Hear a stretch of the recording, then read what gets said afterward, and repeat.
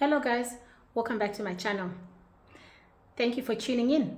Today we are going to delve into the new changes that came yesterday to the immigration laws for the UK. Yes, we keep moving. They keep moving and the goalposts keep changing. So yes, today, 1st of July, they moved the goalpost again a little bit.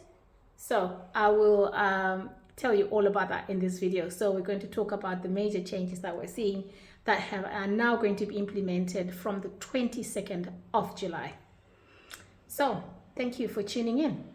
I am an immigrant. I came here in 2019 and I've been on a skilled worker visa, and then I moved to a global talent visa, and now I have indefinite leave to remain and I've applied for citizenship. So I know a little bit about, navigating the system. I work in an academic institution, so a lot of my knowledge is how to navigate, the immigration system in the academic world. So I work for a higher education institution, the best one in the world, I promise, in the UK. So let's get into it. Good news and bad news. So I'll start with kind of good news. So the kind of good news is that they haven't said anything about changing or extending the proposed 10-year route to indefinite leave to remain. Nothing has been said about that. So it's kind of good news, but, fingers crossed. We don't know what they're going to do. We keep praying that, they don't move the goalpost again. The second thing that they have clarified, and they have actually said this is coming to effect from the 22nd of July, is that if a company is going to hire someone who is called a skilled worker, the minimum salary threshold really is at 41,700 going upwards. So this is up from 38,700. So imagine if you're trying to come to the UK, what kind of a job are you looking for? You're looking to land a very good job. So what they want are people who are highly skilled. In academia, this means mostly for, if you're coming to earn this kind of money in an academic institution, such as mine, where I am, you have to be like a grade 6 at Spine 8, which is like a research associate level, or a research assistant level, or at Spine 8, or grade 7 at Spine 4, which is mostly postdoctoral level. So they are saying something but not saying it loud. You know what I mean? So this is like you have to have a PhD, really, if you're trying to come into an academic institution on a skilled worker visa. Now, in any case, we're going to do another video to talk about how to get these skilled worker jobs and how to get the global talent visa so that you come and you can secure a job even at that high level. I mean, we have to find ways around it because people want to come to the UK. We want to work in the UK. We want to work in these best institutions in the world. So we're going to have to try and find ways to make it, isn't it? So catch me in my next video. We'll be talking about how we can get and land these high-paying jobs. Yes, and the other thing that has come out is that they have clarified to and actually have rubber stamped that for you to qualify for a skilled worker visa, you have to have an RQF level of 6. Now that roughly means a bachelor's degree. So if you're not if you don't have an undergraduate degree, this is going to be a little bit hard. This includes a lot of people this is going to affect people who are coming in as care assistants, technicians, support roles, where they didn't have RQF level of 6. It used to be an RQF level of 3, now it's 6, and that has been rubber stamped. So you have to have a bachelor's degree. If not, certain roles might apply, but that's now has been completely scrapped. You have to have an RQF level of 6. And then related to that, they have changed the list of jobs. That has completely changed. I'll also put the link in the description box so you can look at the new types of jobs that they're saying qualify for this skilled worker visa. So in RQF level of 6, so about 180 jobs have been affected and are considered too low skill for you to come and work in the UK. So basically they're saying they want the cream de la cream of the world to come to the UK. Anyone with a lower skill, they're not entertaining. That's what they're saying. And then the next couple of changes really applies to our people who were on the healthcare worker visa. So the sad thing that has happened, I think, is the closure of the displaced workers hubs.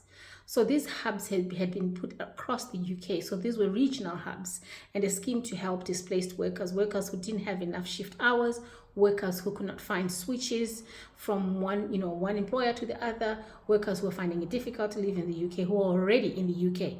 So these hubs had been helping people, but that support is going to be scrapped under this new regulation.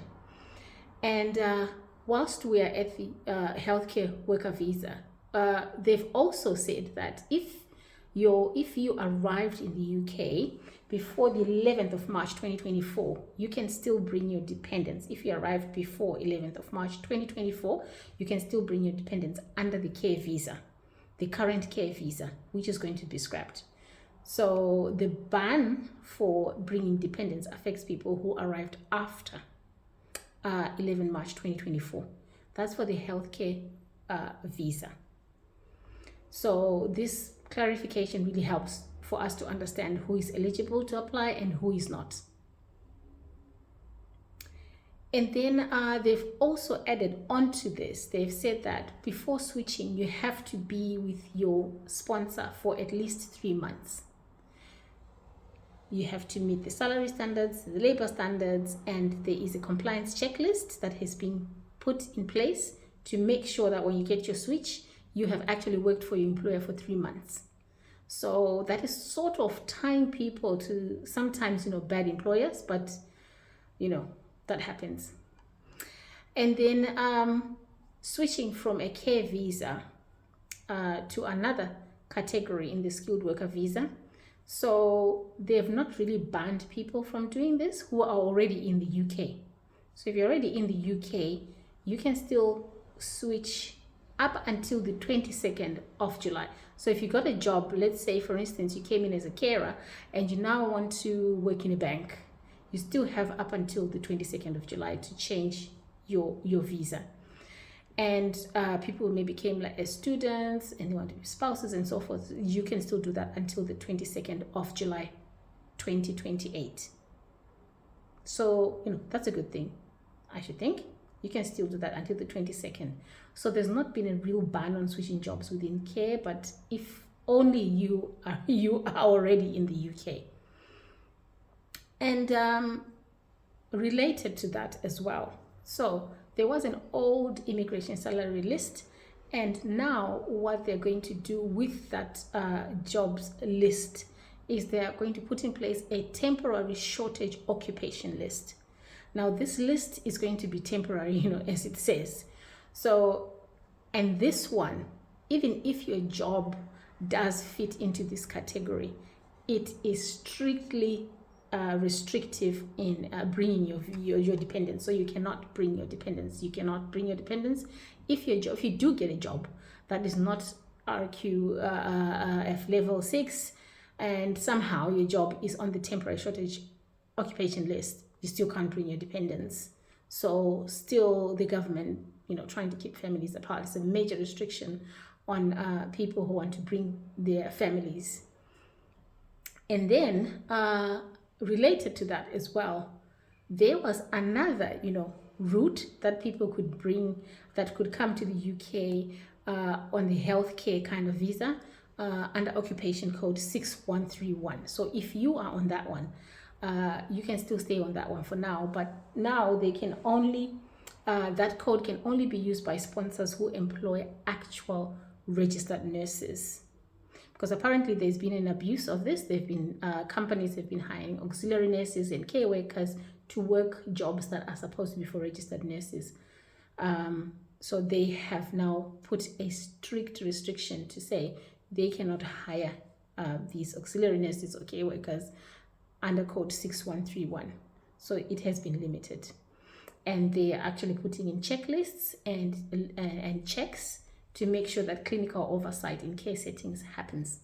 So they are making sure, what basically the UK is saying is they want they want people to work in the care sector. They're not stopping you from working in the care sector, but what they're basically doing is they want to improve the quality of care that you offer, and they want to improve the quality of person that they employ. So in my next video, as we talk about navigating these rules, we need to start talking about, what things can you do to upskill yourself to make sure that even if another change comes, you are already above RQF level 6. There are so many courses that you can do to upskill yourself to make sure that you stay up to date with what the government actually requires. So you can't just come sit on your laurels that people, that's what most people would come. They would come in and enjoy working and just relax in the same job code for 20 odd years. Now you have to upskill yourself, because as you can see, the goalposts for immigration in the UK, they keep changing.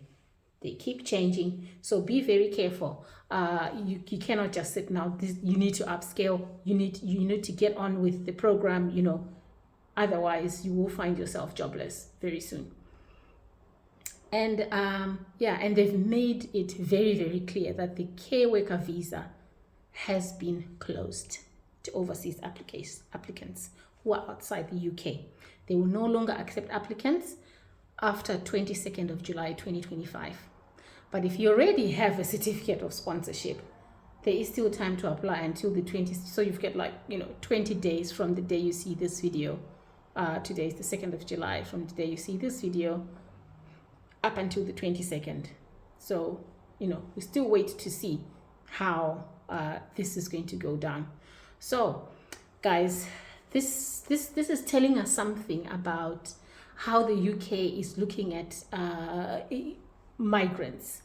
They no longer just want migrants who are just going to come and sit and chew benefits and take advantage of the system as they named it, in Parliament. But they want people who are going to come and really contribute to the economy. I feel like we have been contributing on my part, and I feel like the healthcare workers have been contributing. There was a serious shortage. Now they have I think they have sort of reached a level where they can no longer get more people. So they want to utilize the resources that they have, amassed over the few couple of years that the healthcare visa has been working. So if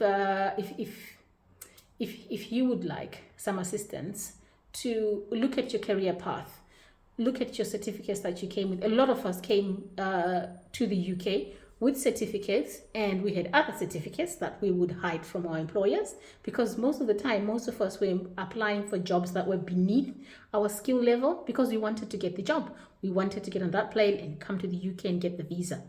So now is a time where you now need to open up, get more qualifications, upskill yourself if you didn't have the qualifications. If you actually did come with just your GCSE ordinary level with maths and English, and you have your English certificates, and that was it. Now is the time for you to upscale. They will still need care workers, but what they're looking at really is trying to employ very skilled migrants. So tune in for more updates. In my next video, we're going to be talking about how to navigate the system, how to upskill yourself.